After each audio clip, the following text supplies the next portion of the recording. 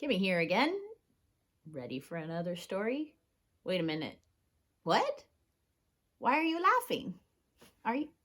Oh, all the hats? Yeah, that is kind of funny. I have 1, 2, 3, 4, 5, 6. I think I have 7 hats on my head. Well, I'm not the only one who wears a lot of hats on their head. Today, the story I'm going to read is one of my favorites, and it's about a peddler, which is a guy who sells stuff, who sells caps, and he carries them just like this on his head. Caps for Sale, a tale of a peddler, some monkeys, and their monkey business. Told and illustrated by Esfer Slobodkina.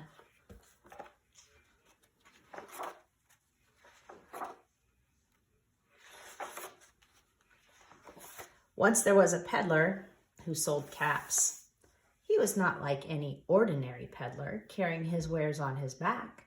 He carried them on top of his head. First, he had his own checked cap, then a bunch of gray caps, then a bunch of brown caps, then a bunch of blue caps, and on the very top, a bunch of red caps. He walked up and down the streets, holding himself very straight so as not to upset his caps. And as he went along, he called, "Caps, caps for sale, 50 cents a cap." One morning, he couldn't sell any caps. He walked up the street and he walked down the street, calling, say it with me, "Caps, caps for sale, 50 cents a cap." But nobody wanted any caps that morning. Nobody wanted even a red cap.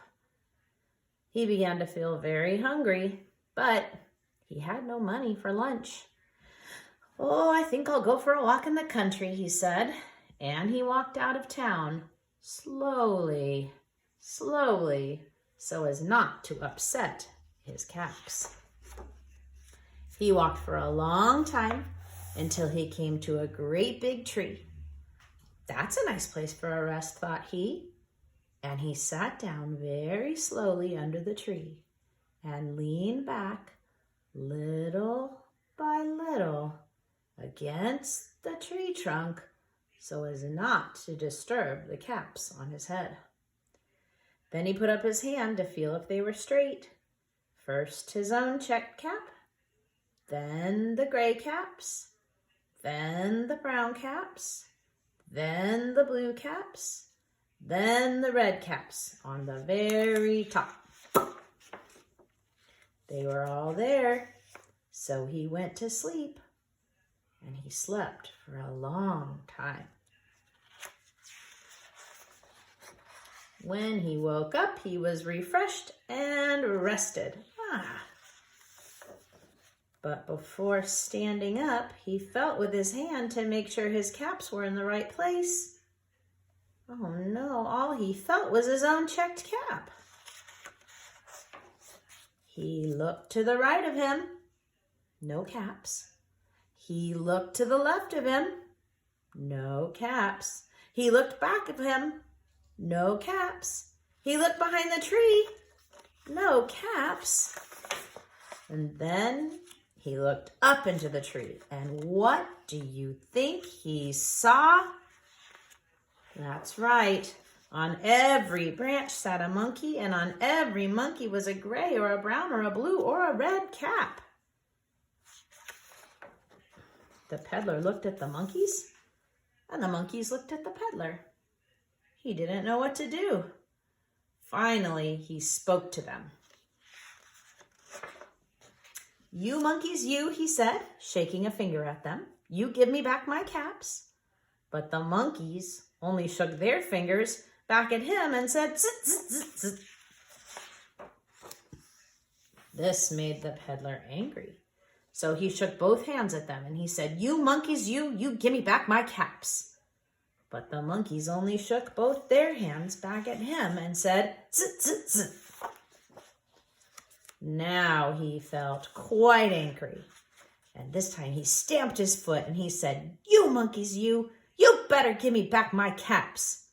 But the monkeys only stamped their feet back at him and said, "Zit, zit, zit."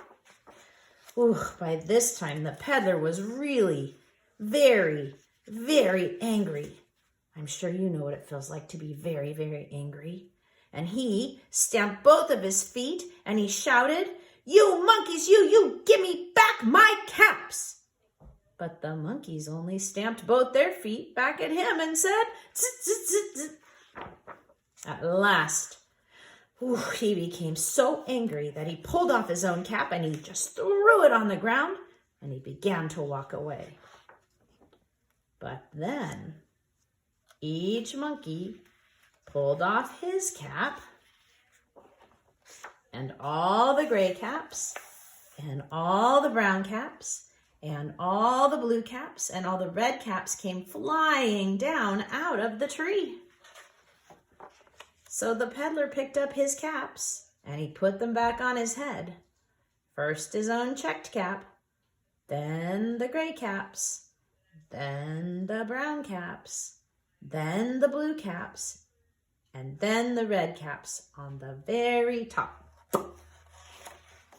And slowly, slowly he walked back into town, say it with me, calling, "Caps, caps for sale, 50 cents a cap." The end.